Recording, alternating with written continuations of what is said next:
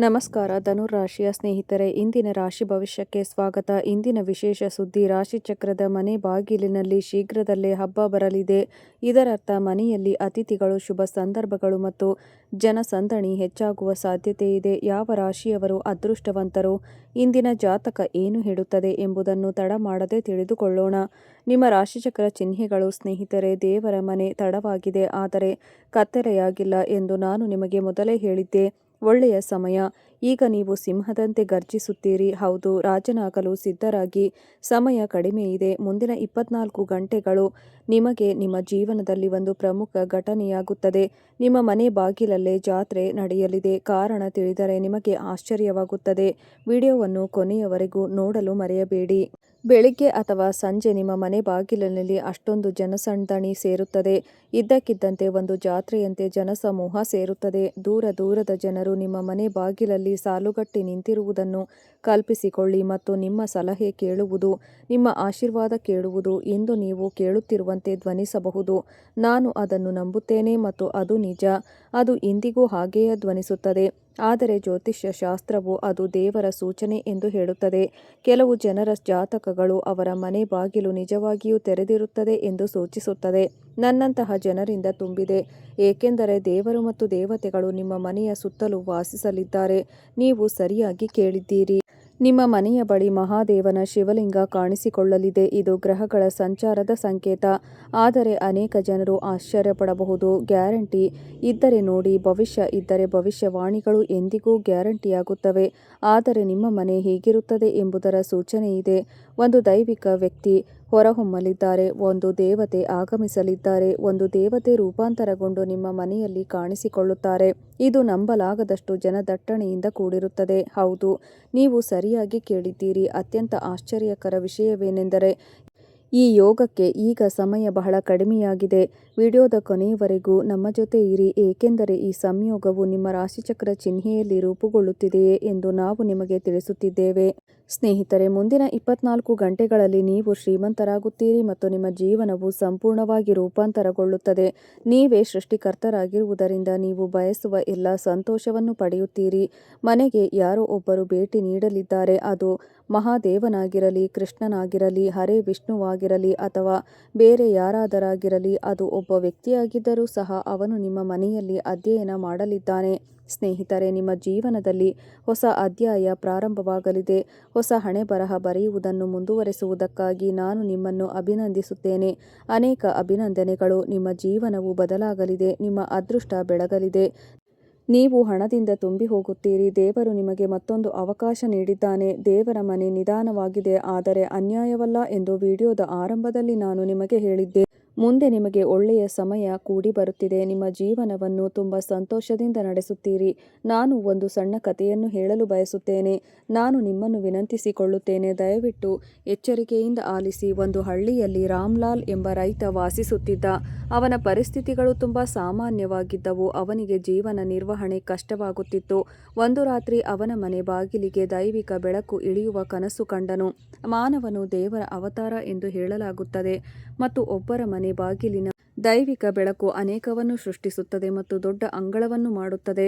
ಲಕ್ಷ್ಮೀ ದೇವಿಯು ಬರುತ್ತಿರುವಂತೆ ಭಾಸವಾಯಿತು. ಕನಸಿನಲ್ಲಿ ಅವನು ತುಂಬ ಸಂತೋಷವಾಗಿದ್ದನು, ಏಕೆಂದರೆ ಆ ಕನಸು ದೇವರು ಮತ್ತು ದೇವತೆಗಳ ಬಗ್ಗೆ ಇತ್ತು ಮತ್ತು ಅವನು ತನ್ನ ಕನಸಿನಲ್ಲಿ ತನ್ನ ಮನೆಯ ಸುತ್ತಲೂ ಬಹಳಷ್ಟು ಜನರು ಸೇರಿರುವುದನ್ನು ನೋಡುತ್ತಿದ್ದನು. ಸ್ನೇಹಿತರೆ, ನಿಮ್ಮ ಜೀವನದಲ್ಲಿ ಎಂತಹದೇ ಸಮಸ್ಯೆಗಳಿದ್ದರೂ ಸ್ಕ್ರೀನ್ನ ಮೇಲೆ ಕಾಣುತ್ತಿರುವ ಗುರೂಜಿಯವರಿಗೆ ಕರೆ ಮಾಡಿ ನಿಮ್ಮ ಸಮಸ್ಯೆಗಳನ್ನು ಬಗೆಹರಿಸಿಕೊಳ್ಳಬಹುದು. ಗುರೂಜಿಯವರು ವಿದ್ಯೆ, ಉದ್ಯೋಗ, ವ್ಯಾಪಾರ, ಗಂಡ ಹೆಂಡತಿ ಕಲಹ, ಮದುವೆ ವಿಳಂಬ, ಸಂತಾನ ಸಮಸ್ಯೆ, ಕೋರ್ಟ್ ಕಚೇರಿ, ಇನ್ನು ನಿಮ್ಮ ಸಮಸ್ಯೆ ಏನೇ ಇರಲಿ 3 ದಿನದಲ್ಲಿ ಪರಿಹಾರ ಮಾಡಿಕೊಡುತ್ತಾರೆ. ಜನ ಜಾತ್ರೆಯಂತೆ ಸೇರಿರುತ್ತಾರೆ. ಹೌದು, ಅವನು ಇದನ್ನು ತನ್ನ ಕನಸಿನಲ್ಲಿ ಕಂಡಿದ್ದನು. ಹಾಗಾಗಿ ಬೆಳಿಗ್ಗೆ ಎದ್ದ ನಂತರ ಅವನು ಮಾಡಿದ ಮೊದಲ ಕೆಲಸವೆಂದರೆ ಸ್ನಾನ ಮಾಡಿ ದೇವರನ್ನು ಪ್ರಾರ್ಥಿಸುವುದು. ಭಗವಂತನ ನಾಮವನ್ನು ಜಪಿಸಿದನು. ನಂತರ ಜ್ಯೋತಿಷಿಗಳ ಹತ್ತಿರ ಹೋಗಿ ನಡೆದ ಎಲ್ಲ ಘಟನೆಯನ್ನು ಹೇಳಿದನು. ಜ್ಯೋತಿಷಿಗಳು ಅವನ ಜಾತಕವನ್ನು ತೆಗೆದು ನೋಡಿದಾಗ ಆಶ್ಚರ್ಯಚಕಿತರಾದರು. ರಾಮ್ಲಾಲ್, ಪಂಡಿತ್ ಜಿ, ಏನಾಯಿತು ಎಂದು ಕೇಳಿದನು. ನನಗೆ ತುಂಬ ಸಂತೋಷವಾಗುತ್ತಿದೆ, ಮನಸ್ಸಿನಾಳದಲ್ಲಿ ಹೇಳಿದರು. ಜ್ಯೋತಿಷಿಗಳು ಹೇಳಿದರು, ಇದು ನಿಮ್ಮ ಗುರು ಮತ್ತು ಶುಕ್ರನ ಪರಿಪೂರ್ಣ ಸಂಯೋಜನೆ ರೂಪುಗೊಳ್ಳುತ್ತಿದೆ. ಇದು ಲಕ್ಷಾಂತರ ವರ್ಷಗಳಿಗೊಮ್ಮೆ ಸಂಭವಿಸುತ್ತದೆ. ಮುಂಬರುವ ಕೆಲವು ವರ್ಷಗಳಲ್ಲಿ 1 ತಿಂಗಳೊಳಗೆ ನಿಮ್ಮ ಮನೆ ಬಾಗಿಲಲ್ಲಿ ನಿಜವಾದ ಜನಸಂದಣಿ ಇರುತ್ತದೆ. ಅಂದರೆ ಒಂದು ದೊಡ್ಡ ಜನಸಂದಣಿ ಬರುತ್ತದೆ. ಅದು ಜಾತ್ರೆಯಂತೆ ಕಾಣುತ್ತದೆ. ಆದರೆ ರಾಮ್ಲಾಲ್ಗೆ ಇದನ್ನು ನಂಬಲು ಸಾಧ್ಯವಾಗಲಿಲ್ಲ. ಆದರೆ ಕ್ರಮೇಣ ಅವನ ಖುಷಿ, ಆಶೀರ್ವಾದಗಳು ಹರಿದು ಬರಲು ಆರಂಭಿಸಿದವು. ಹೌದು, ಗ್ರಾಮಸ್ಥರು ಸಲಹೆಗಾಗಿ ಅವನ ಬಳಿಗೆ ಬರಲು ಪ್ರಾರಂಭಿಸಿದರು ಮತ್ತು ಕೆಲವರು ಮಾತ್ರ. ಮುಂದಿನ ತಿಂಗಳಿನಲ್ಲಿ ಅವನ ಅಂಗಳವು ನನ್ನಂತೆಯೇ ತುಂಬಲು ಪ್ರಾರಂಭಿಸಿತು. ವಿಷ್ಣು ಸ್ವತಃ ತನ್ನ ಮನೆಗೆ ಬಂದನು ಮತ್ತು ನಿಮ್ಮದೂ ಸಹ. ಅಲ್ಲಿ ಯಾವುದೋ ದೇವತೆ ನೆಲೆಸಿದ್ದಾರೆ. ಹೌದು, ಕೇವಲ ಒಂದು ಕಥೆಯಲ್ಲ. 4 ಮನೆಗಳು ಒಬ್ಬ ವ್ಯಕ್ತಿಯ ಭವಿಷ್ಯವನ್ನು ಹೇಗೆ ಬದಲಾಯಿಸಬಹುದು ಮತ್ತು ನಿಮ್ಮ ಜೀವನವನ್ನು ಹೇಗೆ ಪರಿವರ್ತಿಸಬಹುದು ಎಂಬುದನ್ನು ಇದು ಹೇಳುತ್ತದೆ. ಸೃಷ್ಟಿಕರ್ತನು ವಿಷಯಗಳನ್ನು ತಿರುಗಿಸುವವನು. ನಾನು ಇವುಗಳ ಬಗ್ಗೆ ಮಾತನಾಡುತ್ತಿದ್ದೇನೆ. ಮುಂದೆ ನೀವು ಅರ್ಥಮಾಡಿಕೊಳ್ಳಬೇಕಾದ ಗ್ರಹಗಳ ಪ್ರಭಾವದ ಬಗ್ಗೆ ನಾವು ಚರ್ಚಿಸುತ್ತೇವೆ. ಬಹಳ ಎಚ್ಚರಿಕೆಯಿಂದ ಆಲಿಸಿ. ಗುರು ಗ್ರಹವಾದ ಇದನ್ನು ಜ್ಞಾನ, ಸಂಪತ್ತು ಮತ್ತು ಗೌರವದ ಅಂಶವೆಂದು ಪರಿಗಣಿಸಲಾಗುತ್ತದೆ. ಹೌದು, ಗುರು ಶುಭವಾಗಿದ್ದಾಗ ಸಾಗಣೆಗಳು ಪರಿಣಾಮಕಾರಿಯಾಗಿವೆ. ನೀವು ಎಚ್ಚರಿಕೆಯಿಂದ ಆಲಿಸಿದರೆ ಆ ವ್ಯಕ್ತಿಯ ಮನೆಗೆ ಜನರು ಬರುವುದನ್ನು ನೀವು ನೋಡುತ್ತೀರಿ.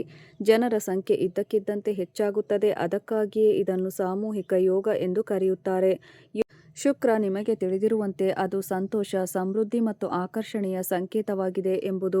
ಶುಕ್ರನು ಬಲವಾದ ಸ್ಥಾನದಲ್ಲಿದ್ದಾಗ ವ್ಯಕ್ತಿಯ ಮನೆಯು ರೋಮಾಂಚನವಾಗುತ್ತದೆ, ಅತಿಥಿಗಳಿಂದ ತುಂಬಿರುತ್ತದೆ ಮತ್ತು ಶುಭ ಸಂದರ್ಭಗಳು ಸ್ವಯಂಚಾಲಿತವಾಗಿ ಸಂಭವಿಸುತ್ತವೆ.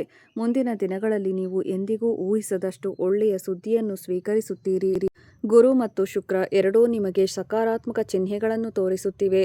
ಆದ್ದರಿಂದ ನೀವು ಆಚರಿಸಬೇಕು. ಅನೇಕ ಜನರು ಭಯಪಡುವ ರಾಹುವಿನ ಸಂಚಾರದ ಬಗ್ಗೆ ಮಾತನಾಡೋಣ.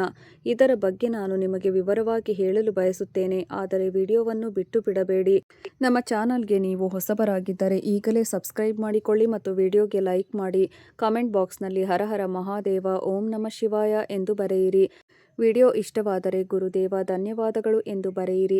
ಸ್ನೇಹಿತರೆ, ಗುರುವು 3ನೆಯ ಮನೆಯಲ್ಲಿದ್ದರೆ ಅಥವಾ ಉದಾಹರಣೆಗೆ 7ನೆಯ ಮನೆಯಲ್ಲಿದ್ದರೆ ಹಠಾತ್ ಖ್ಯಾತಿ, ಜನಸಂದಣಿಯ ಸಾಧ್ಯತೆಯೂ ಇರುತ್ತದೆ. ಹೌದು, ನಾವು ರಾಹುವಿನ ಸಂಚಾರದ ಬಗ್ಗೆ ಮಾತನಾಡುತ್ತಿದ್ದೇವೆ ಸ್ನೇಹಿತರೆ. ದೈವಿಕ ಬೆಳಕು ಹೊರಹೊಮ್ಮುತ್ತಿದೆ. ಹೌದು, ಮತ್ತು ಈ 3 ಗ್ರಹಗಳು, ಉದಾಹರಣೆಗೆ ಗುರು, ಸಂತೋಷ, ರಾಹು ಯಾರೊಬ್ಬರ ಜಾತಕದಲ್ಲಿ ಒಟ್ಟಿಗೆ ಇರುವಾಗ, ಹೌದು, ಶುಭ ಸ್ಥಾನದಲ್ಲಿ ಬರುತ್ತದೆ. ಜ್ಯೋತಿಷಿಗಳು ಇದನ್ನು ದ್ವಾರ ಮೇಳ ಯೋಗ ಎಂದು ಕರೆಯುತ್ತಾರೆ. ಹೌದು, ನೀವು ಸರಿಯಾಗಿ ಕೇಳಿದ್ದೀರಿ ಸ್ನೇಹಿತರೆ. ಯೋಗವು ಒಬ್ಬರ ಮನೆಯನ್ನು ಅತಿಥಿಗಳು, ಹಿತೈಷಿಗಳು ಮತ್ತು ಅವಕಾಶಗಳಿಂದ ತುಂಬುತ್ತದೆ. ದೇವರ ದ್ವಾರದಲ್ಲಿ ಜನಸಮೂಹ ಸೇರುವಂತೆಯೇ ನಾರಾಯಣನೇ ನಿಮ್ಮ ಮನೆಗೆ ಭೇಟಿ ನೀಡಲಿದ್ದಾನೆ. ನೆನಪಿಡಿ, ದೇವರ ಮನೆ ತಡವಾಗಿದೆ ಆದರೆ ಎಂದಿಗೂ ಅನ್ಯಾಯವಾಗುವುದಿಲ್ಲ. ನೀವು ನಿಮ್ಮ ಮಾರ್ಗಗಳನ್ನು ಬದಲಾಯಿಸಿದಾಗಲೆಲ್ಲ ನಿಮ್ಮ ಅದೃಷ್ಟವೂ ಸಹ ತಿರುವು ಪಡೆಯುತ್ತದೆ. ಸರಿಯಾದ ಸಮಯ ಬರುತ್ತದೆ ಮತ್ತು ನಿಮ್ಮ ಜೀವನದ ಅತ್ಯುತ್ತಮ ಸಮಯ ಈಗಾಗಲೇ ಬಂದಿದೆ. ಹೌದು, ನಾನು ಸುಳ್ಳು ಹೇಳುತ್ತಿಲ್ಲ, ನಾನು ಸತ್ಯವನ್ನೇ ಹೇಳುತ್ತಿದ್ದೇನೆ. ದೇವರು ನಿಮಗೆ ಹಣದ ಚೀಲವನ್ನು ತುಂಬಲು ನಿರ್ಧರಿಸಿದ್ದಾನೆ. ಅದಕ್ಕಾಗಿಯೇ ಪ್ರತಿಯೊಂದು ರಾಶಿಚಕ್ರ ಚಿಹ್ನೆಯೂ ಸಕಾರಾತ್ಮಕ ಪರಿಣಾಮಗಳನ್ನು ಅನುಭವಿಸಬಹುದು. ನಿಮ್ಮ ರಾಶಿಚಕ್ರ ಚಿಹ್ನೆಯ ಹೊರತಾಗಿಯೂ ನೀವು ಸಕಾರಾತ್ಮಕ ಫಲಿತಾಂಶಗಳನ್ನು ಅನುಭವಿಸಬಹುದು. ನೀವು ಹಠಾತ್ ವೃತ್ತಿಜೀವನದ ಉತ್ತೇಜನ ಮತ್ತು ಪ್ರಮುಖ ವ್ಯಕ್ತಿಯೊಂದಿಗೆ ಹೆಚ್ಚಿದ ಸಂಪರ್ಕಗಳನ್ನು ನೋಡಬಹುದು. ಸ್ನೇಹಿತರೆ, ಗ್ರಹಗಳ ಚಲನೆ ಎಂದಿಗೂ ನಿಲ್ಲುವುದಿಲ್ಲ ಮತ್ತು ಸರಿಯಾದ ಸಮಯ ಬಂದಾಗ ಅದೃಷ್ಟದ ಬಾಗಿಲುಗಳು ಸ್ವಯಂಚಾಲಿತವಾಗಿ ತೆರೆದುಕೊಳ್ಳುತ್ತವೆ ಎಂದು ತಿಳಿಯಿರಿ. ನೀವು ತಾಳ್ಮೆಯಿಂದಿರಬೇಕು ಮತ್ತು ಭಗವಾನ್ ಶ್ರೀ ವಿಷ್ಣು ಮಾತೆಯ ಮೇಲೆ ನಂಬಿಕೆ ಇಡಬೇಕು. ಅದಾದ ನಂತರ ನಿಮ್ಮ ಎಲ್ಲ ಬಾಕಿ ಕೆಲಸಗಳು ಮಹಾಲಕ್ಷ್ಮಿ ಮತ್ತು ಬಜರಂಗ ಬಲಿಯನ್ನು ಪೂರ್ಣಗೊಳ್ಳುತ್ತವೆ. ಜೀವನ ಬದಲಾಗುತ್ತದೆ ಸ್ನೇಹಿತರೆ. ನಿಮ್ಮ ಜೀವನದ ನಿಜವಾದ ಕತೆ ಇದೀಗ ಪ್ರಾರಂಭವಾಗಿದೆ. ನೀವು ಸುಸ್ತಾಗಬಾರದು, ನೀವು ಬಿಟ್ಟುಕೊಡಬಾರದು. ನೀವು ಸಾಕಷ್ಟು ದೂರ ಕ್ರಮಿಸಬೇಕಾಗಿದೆ. ನೆನಪಿಡಿ, ನಿಮ್ಮನ್ನು ಕೀಳಾಗಿ ಕಾಣಲು ಮತ್ತು ಅವಮಾನಿಸಲು ಪ್ರಯತ್ನಿಸುವ ಅನೇಕ ಜನರು ನಿಮ್ಮ ಜೀವನದಲ್ಲಿ ಬರಬಹುದು. ನಿಮ್ಮನ್ನು ನೋಡಿ ನಗುತ್ತಾರೆ, ಆದರೆ ನೀವು ಭಯಪಡಬಾರದು. ಬದಲಾಗಿ ಪ್ರತಿದಿನ ಹೊಸದನ್ನು ಕಲಿಯಿರಿ ಮತ್ತು ನಿಮ್ಮ ಕಠಿಣ ಪರಿಶ್ರಮವನ್ನು ತೋರಿಸಿ ನಿಮ್ಮ ಶಕ್ತಿಯನ್ನು ಹೆಚ್ಚಿಸಿಕೊಳ್ಳಬೇಕು. ನೀವು ಪರಿಹಾರಗಳನ್ನು ಪ್ರಯತ್ನಿಸಬಹುದು. ಗುರುವಾರಗಳಂದು ಪೂಜೆ ಮಾಡುವ ಮೂಲಕ ನೀವು ಪರಿಹಾರವನ್ನು ಮಾಡಿಕೊಳ್ಳಬಹುದು. ಅಂದರೆ ಪ್ರತಿ ಗುರುವಾರ ಸಂಜೆ ನಿಮ್ಮ ಮನೆಯ ಪ್ರಮುಖ ಮೌಲ್ಯವನ್ನು ಹೊಂದಿರುವ ನಿಮ್ಮ ಮನೆಗೆ ಹೋಗಿ ಪರಿಹಾರವನ್ನು ಸಹ ಬಳಸುತ್ತಾರೆ. ಬಾಗಿಲಿನ ಮೇಲೆ ಅರಿಶಿಣ ಮತ್ತು ಅನ್ನದಿಂದ ಸ್ವಸ್ತಿಕ್ ಅನ್ನು ಬರೆಯಿರಿ. ಬಾಗಿಲ ಬಳಿ ತುಪ್ಪದ ದೀಪವನ್ನು ಹಚ್ಚಿ ಬಾಳೆ ಮರದ ಬುಡದಲ್ಲಿ ನೀರು ಮತ್ತು ಅರಿಶಿಣವನ್ನು ಅರ್ಪಿಸಿ ಗುರುವನ್ನು ಸಮಾಧಾನಪಡಿಸಲು ನೀವು ಬಯಸಿದರೆ ನೀವು ಈ ಪರಿಹಾರವನ್ನು ಬಳಸಬಹುದು. ಇದು ನಿಮ್ಮ ಮನೆಗೆ ಸಕಾರಾತ್ಮಕ ಶಕ್ತಿಯನ್ನು ತರುತ್ತದೆ. ಜನರ ಪ್ರವೇಶಗಳು ಹೆಚ್ಚಾಗುತ್ತವೆ. ಇದರಿಂದ ನಿಮಗೆ ಸಂತೋಷ ಹೆಚ್ಚಾಗುತ್ತದೆ. ನೀವು ಯಾವಾಗಲೂ ನೆನಪಿನಲ್ಲಿಟ್ಟುಕೊಳ್ಳಬೇಕಾದ 3 ಚಿಹ್ನೆಗಳನ್ನು ನಾನು ನಿಮಗೆ ಹೇಳುತ್ತೇನೆ. ಏಕೆಂದರೆ ಇಂದು ಸಂಜೆ 4:15ರಿಂದ ಮುಂದಿನ 24 ಗಂಟೆಗಳವರೆಗೆ ಪ್ರತಿಯೊಬ್ಬರ ಜೀವನದಲ್ಲಿ ಒಳ್ಳೆಯ ಸಮಯಗಳು ನಿಮ್ಮ ಮುಂದಿವೆ. ಹೌದು, ನಿಮ್ಮ ಜೀವನದಲ್ಲಿ ದೊಡ್ಡ ಬದಲಾವಣೆಗಳು ಬರಲಿವೆ ಎಂದು ನಿಮಗೆ ತಿಳಿದಿದೆಯೇ?